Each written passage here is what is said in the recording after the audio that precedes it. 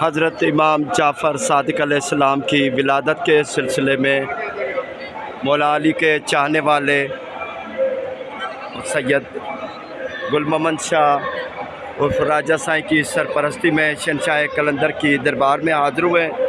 मुर्शिद सखी लाल शाहबाज कलंदर की दरबार में सज्जादा नशीन सादात की तरफ से हाज़िरी है। मुर्शिद सखी लाल शाहबाज कलंदर की दरबार में हज़रत इमाम जाफ़र सादिक़ अलैहिस्सलाम की विलादत के सिलसिले में शहंशाह कलंदर की दरबार में सादात और फ़ुक़रा की हाज़िरी है। शहंशाह कलंदर की दरबार में